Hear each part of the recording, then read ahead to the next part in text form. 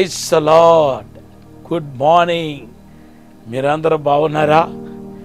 ఈ యొక్క మెసేజ్ నైట్లో షూట్ చేసుకొని మీకేమో గుడ్ మార్నింగ్ అని చెప్తున్నాను. హల్లెలూయా. దేవుడు మిమ్మల్ని మీ కుటుంబాన్ని ఆశీర్వదించాలని నేను మనసారా కోరుకుంటున్నాను. మీరు చిగురించబోతున్నారండి. ఆత్మీయంగా చిగురించబోతున్నారు, భౌతికంగా ఫైనాన్షియల్గా చిగురించబోతున్నారు. తర్వాత దేవుని బిడ్డలారా, మీ ఫ్యామిలీలో, మీ కుటుంబంలో, మీ బిజినెస్లో, మీ జీవితంలో, మీ పిల్లల యొక్క జీవితంలో గొప్ప నూతనమైన చిగురు మీరు చూడబోతున్నారు. ఇదివరకు లేని ఒక బ్రేక్ త్రూను, ఆశీర్వాదాన్ని, అద్భుతాన్ని మీరు చూడబోతున్నారు. దేవుడు కనివిని ఎరుగదిలో మిమ్మల్ని విస్తరింపచేయబోతున్నాడు. గొప్ప అద్భుతం జరగబోతుంది. మీకు దేవుడిచ్చిన వాగ్దానం ఏంటంటే యెషయా 54:2, 3, 4 వచనాలు వాగ్దానం చేస్తున్నాడు. ఇప్పుడు ఆదికాండం 1వ అధ్యాయం 14వ వచనం చదువుతాం. దేవుడు పగటిని రాత్రిని వేర్పరచినట్లు ఆకాశ విశాలమందు జ్యోతులు కలుగును గాకనియు అవి సూచనలను కాలములను దిన సంవత్సరములను సూచించుటకై ఉండు గాకనియు. దేవుడు వెలుగును, జ్యోతిని పుట్టించాడట. ఎందుకు జ్యోతిని పుట్టించాడంటే బైబిల్లో క్లియర్గా రాయబడి ఉంది. దినాన్ని, కాలాన్ని డివైడ్ చేయటానికి, ప్రజలకు ఆ కాలానికి గురించిన అవగాహన కలగటానికి కోసం దేవుడు జ్యోతిని పుట్టించాడు. మనకు కూడా శ్రేష్టమైన దినాలు ఉన్నాయని చెప్పాను. హల్లెలూయా. ఆత్మీయులుగా మీరు కూడా కాలానికి గురించిన అవగాహన కలిగి ఉండాలని ప్రభు పేరిట మనం చేస్తున్నాను. నిన్న నేను చెప్పినట్టుగా రక్షణ దినం మనకు ఇదే అనుకూల సమయం, ఇదే రక్షణ దినం అని రాయబడి ఉంది. ద డే ఆఫ్ సల్వేషన్ అనేది మన జీవితంలో చాలా ప్రాముఖ్యం. మీ జీవితంలో మరవరాని రోజులు ఒకటి ఉందంటే అది మీ రక్షణ పొందిన దినముగా ఉండాలి. దేవనామానికి మహిమలను గాక. రెండవదిగా పెంతెకోస్తు దినం. ఇది కూడా మనకు కావాల్సిన దినం. మీరు పరలోకి వెళ్ళాలంటే పరిశుద్ధాత్మ పొందకుండా మీరు పరలోకి వెళ్ళలేరు. ఏలియాను ఎలాగైతే పరిశుద్ధాత్మ దేవుడు ఒక అగ్నిరథములో తీసుకుని వెళ్ళాడో, యేసుని ఎలాగైతే మరి అపోస్తల కార్యం 1వ అధ్యాయం 9వ వచనంలో యేసుని ఎలాగైతే మేఘం వచ్చి తీసుకెళ్ళిందో, అలాగే మనల్ని కూడా పరిశుద్ధాత్మ అని మేఘమే తీసుకెళ్ళబోతుంది. దేవునామానికి స్తోత్రం. కాబట్టి పెంతెకోస్తు అనుభవంలోనికి రండి. దేవుడు మిమ్మల్ని, మీ కుటుంబాన్ని ఉన్నతంగా ఆశీర్వదించబోతున్నాడు. మూడవదిగా మనకు కనబడే దినం ఏంటంటే అంచె దినం. చూడండి, అపోస్తల కార్యం 2వ అధ్యాయం 17వ వచనంలో అంచె దినంలో నా ఆత్మను మనుషులందరి మీద కుమ్మరిస్తాను. నీ కుమారులు కుమార్తెలు ప్రవచిస్తారు, నీ యవనులు దర్శనం చూస్తారు, నీ యొక్క ఎల్డర్ ఎవరైతే ఉన్నారో వాళ్ళు ఆ దర్శనాలు కంటారు. తర్వాత నీ పనివారు పనికెత్తులు దేవుని ఆత్మతో నింపబడతారని ప్రవచిస్తారని రాయబడి ఉంది.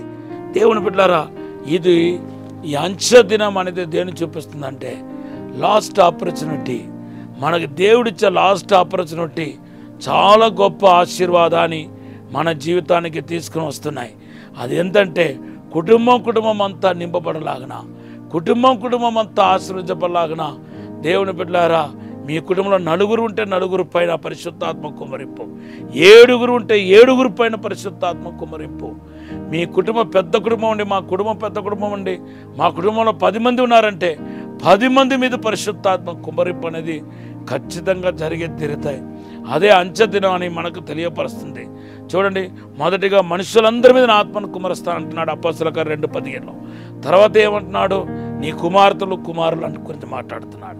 తర్వాత పెద్దల గురించి మాట్లాడుతున్నాడు. తర్వాత ఇంట్లో ఉన్న పనిగత్తుల గురించి మాట్లాడుతున్నాడు. తర్వాత యవనస్తుల గురించి మాట్లాడుతున్నారు. ఇలాగా కుటుంబంలో ఉన్న ప్రతి ఒక్కరూ రక్షించబడి మారు మనసు పొంది పరిశుద్ధాత్మతో నింపబడాలనేది దేవునికి ఉద్దేశం. లూకా సువార్త 19వ అధ్యాయం 1-10 వచనంలో జక్కయ్య రక్షించబడ్డాడు. తర్వాత ప్రభు చెప్పిన మాట ఏంటో తెలుసా? నీ ఇంటికి రక్షణ వచ్చింది అన్నాడు. అవును, రక్షణ కానీ ఆత్మ సంబంధమైన ఆశీర్వాదం కానీ అభిషేకం కానీ ఇంట్లో ఉన్న ఒక్కరికి సంబంధించింది కాదు, అందరికి సంబంధించింది. ఇంకా ఎవరైనా రక్షించబడకపోతే, ఇంకా ఎవరైనా మారు మనసు పొందకపోతే, ఇంకా ఎవరైనా పాపపు ఊబి నుండి బయటికి రాకపోతే, ఇంకా ఎవరైనా పరిశుద్ధాత్మ సంపూర్ణమైన అనుభవానికి రాకపోతే దేవుడు పరిశుద్ధాత్మతో నింపబోతున్నాడు. అభిషేకించి బలమైన ఆత్మతో శక్తితో నింపబోతున్నాడు. మిమ్మల్ని ఒక ఉన్నతమైన స్థాయిలో దేవుడు వాడుకోబోతున్నాడు. బంధకాలు తెగబోతున్నాయి, సాతాను యొక్క క్రియలు లయం కాబోతున్నాయి. కాబట్టి ఈ దినాల్లో పరిశుద్ధాత్మ కార్యాన్ని మీరు చూచులాగిన ప్రభు మిమ్మల్ని ఆశీర్వదించిన గాక. ఫిలిప్పొక కుమార్తెలు, ఫిలిప్పే కాదు, ఫిలిప్పొక కుమార్తెలు కూడా ప్రవచించారని సేవకులకు పరిచర్య చేశారని రాయబడి ఉంది. ఇదే నా ఆశ, ఇదే నా ప్రార్థన మీ గురించి. మీ కుటుంబంలో ఉన్న మీ పిల్లలందరూ దేవుడు మహిమపరచాలి. దానికోసమే ఈరోజు ప్రత్యేకంగా ప్రార్థన చేయబోతున్నాను. ఇప్పుడే ఈ మాటలు మన వినికుల్లో దీవించిన గాక. Thank you lord. పరిశుద్ధము నమ్మకమైన పరలోక తండ్రి, నీకు వందనాలు, స్తోత్రాలు ప్రభా. తండ్రి, ఇంట్లో ఇంకా ఎవరెవరైతే రక్షించబడకుండా ఉన్నారో వాళ్ళందరూ రక్షించండి ప్రభా. పాప శాప కాడిని విర్రగొట్టమని అడుగుతున్నాను తండ్రి. పరిశుద్ధాత్మ ప్రసన్నముతో, వెలుగుతో, మహిమతో నింపమని అడుగుతున్నాను. దైవిక మహిమ తాక్కును గాక, దైవిక ప్రసన్నత ఇప్పుడు తాక్కును గాక, పరలోక వెలుగు యేసు నామములో తాక్కును గాక. ఎవరెవరు ఇంకా పరిశుద్ధాత్మతో పొందకుండా ఉన్నారో వాళ్ళందరూ పరిశుద్ధాత్మతో నింపబడదురు గాక. యేసు నామములో, యేసు నామములో, యేసు నామములో, యేసు నామములో నింపబడదురు గాక. ఇప్పుడు అభిషేకించమని యేసు నామములో అడిగి వేడుకుంటున్నాము తండ్రి. ఆమేన్, ఆమేన్. Have a blessed day. God bless you.